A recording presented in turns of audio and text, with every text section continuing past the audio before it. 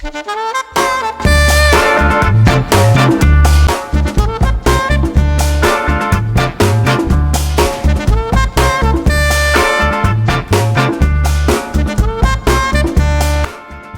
इंसान की लाइफ में कोई ना कोई प्रॉब्लम ज़रूर होती है। कुछ प्रॉब्लम्स बाहर से दिखाई देती हैं और कुछ वही फील कर सकता है जो रोज़ उसी के साथ जीता है।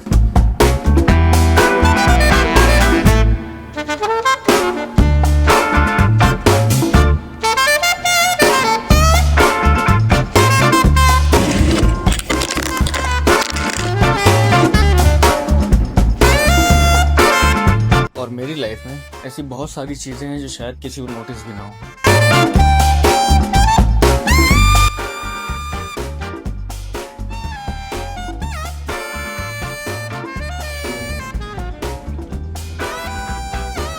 हेलो जी, मेरा नाम विशाल है और ये मेरा बैक साइड पे और ये पूरा एम्बियंस आप देख सकते हो। ये है मेरा रूम और इस रूम में मैं बैठकर अपना ज़्यादातर टाइम स्पेंड करता हूँ क्योंकि यहीं से मेरे को ख्याल आते हैं, यहीं से मैं अपने आइडियाज़ क्रिएट करता हूँ, यहीं से मैं प्लानिंग करता हूँ और यहीं बैठकर मैं अपनी सारी वीडियोज़ एडिट करता हूँ। ये आइडियाज़ मिलते हैं तो कभी साइलेंस, कभी मैं मोटिवेशन क्रिएट करता हूँ यहाँ से, तो कभी कुछ भी, मतलब ऑल ओवर चीज़ जितनी मेरी सोशल मीडिया की ज़्यादातर मैं अपने रूम में बैठ करके करता हूँ। लेकिन जब भी मैं अपना कैमरा सेट करता था तो मुझे ऐसा लगता था कि मेरे रूम में कुछ चीज़ें मिसिंग है। वॉल बिल्कुल प्लेन, वीडियो जितनी भी अच्छी शूट कर लो, अगर बैकग्राउंड में जान ना हो तो फ्रेम हमेशा इनकम्प्लीट ही लगता है। फिल्म मेकिंग की दुनिया में सबसे छोटी डिटेल्स ही सबसे बड़ा डिफरेंस क्रिएट करती है।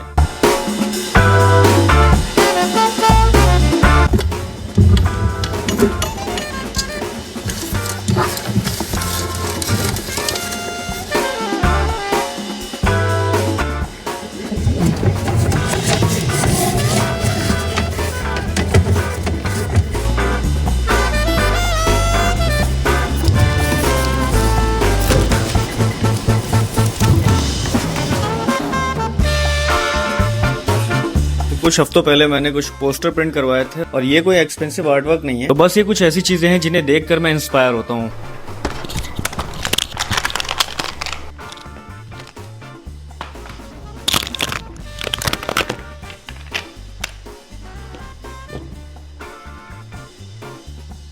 तो मेरे लिए ये सिर्फ एक पोस्टर नहीं है, ये मेरे उन सपनों को याद दिलाता है जिनके लिए मैं रोज कैमरा उठाता हूँ। कल मैंने अपने रूम के लिए कुछ फोटो फ्रेम्स निकलवाए थे, सोचा था कि परफेक्ट होंगे, लेकिन जब मैंने ध्यान से देखा तो 2 ही फ्रेम्स मेरे वैसे ही लगे जैसे मैं चाहता था। बाकी 4 फ्रेम्स देखते लगा कि नहीं यार, ये मेरे सेटअप के लिए फील मैच नहीं होगा।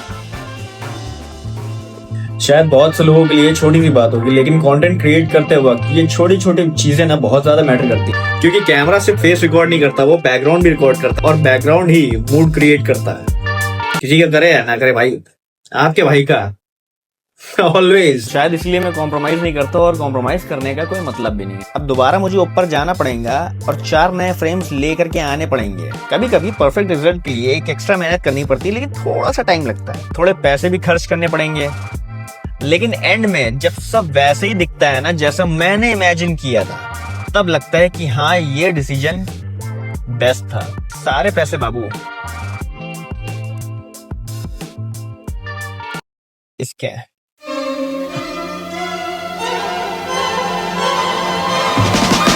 तो अभी मेरे लिए सबसे बड़ा टास्क ये है कि बारिश हो रही है बहुत भयंकर और मुझे अपने फोन को, अपने माइक को, सबको बचा करके ले करके जाना है ऊपर, बॉक्स से निकालने हैं फ्रेम्स, और अगर थोड़ा सा भी पानी चला गया तो मेरे लिए थोड़ा सा प्रॉब्लम हो जाएगी।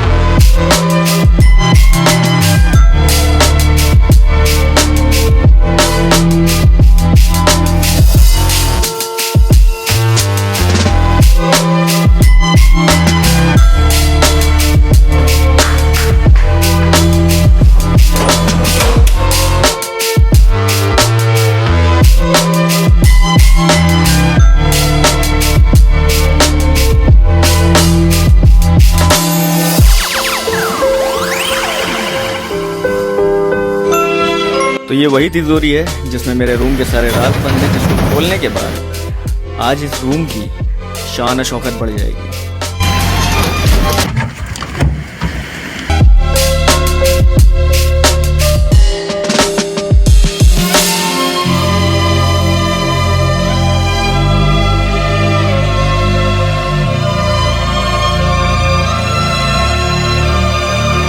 तो अब इन सारे फ्रेम्स को मुझे सिलेक्ट करना है, इसमें से कुछ छांटने हैं, ये प्लेन वाले निकालने हैं और इन वालों को हटाना है।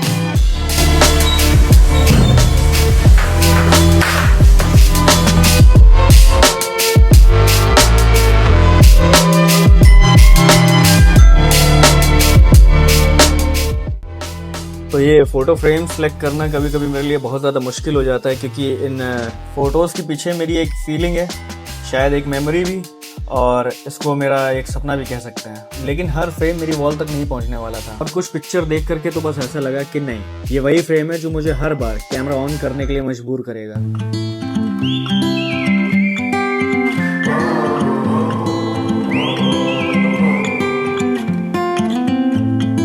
I think that I'm going to hiding somewhere by a gated star.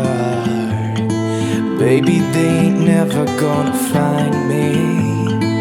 I'm a renegade.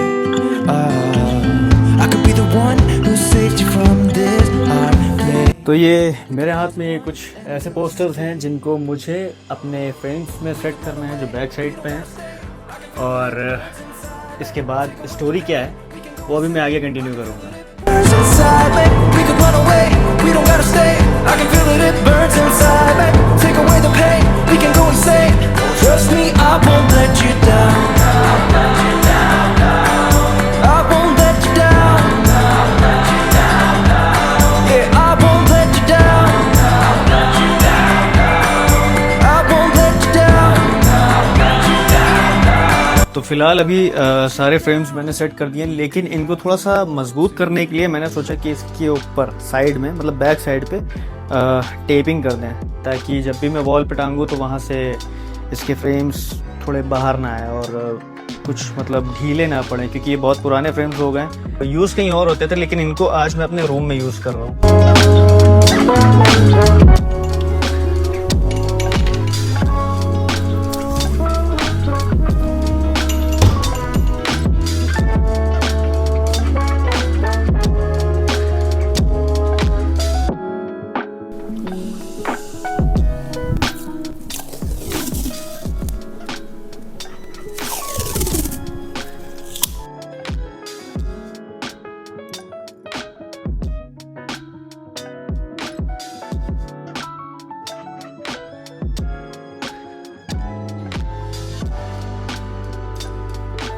Finally सारी पिक्चर्स मैंने फ्रेम में सेट कर दी हैं, और शायद हर किसी के लिए ये सिर्फ एक पिक्चर्स होंगी, लेकिन ये मेरे लिए क्या मायने रखती हैं ये मैं आपको बताऊंगा नहीं, ये मैं प्रैक्टिकली दिखाऊंगा।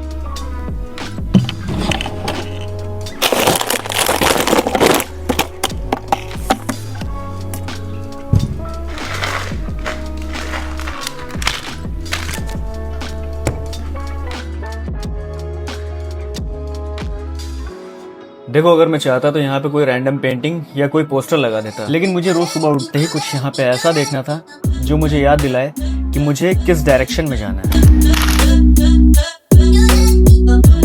मेरा फेवरेट डेडपूल। इसके पीछे का रीजन ये है कि जब भी इस फ्रेम को मैं देखता हूँ तो एक ही बात याद आती है, लाइफ परफेक्ट होने का वेट मत करो, जो भी सिचुएशन हो उसमें भी कॉन्फिडेंस के साथ बोल पाओ, सब ठीक हो जाएगा।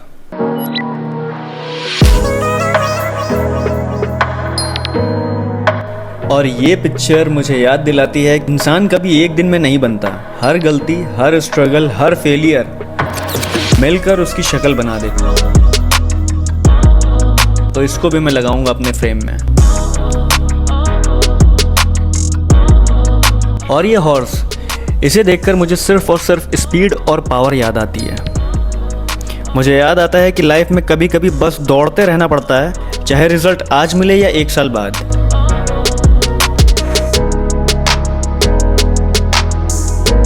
और इस BMW को देखने के बाद मुझे ये मोटिवेशन मिलता है कि मेरी लाइफ भी एक फिल्म है, और इस फिल्म का हीरो तब तक नहीं रुकेगा जब तक ड्रीम्स को मैं अपनी रियलिटी में ना बदल दूं।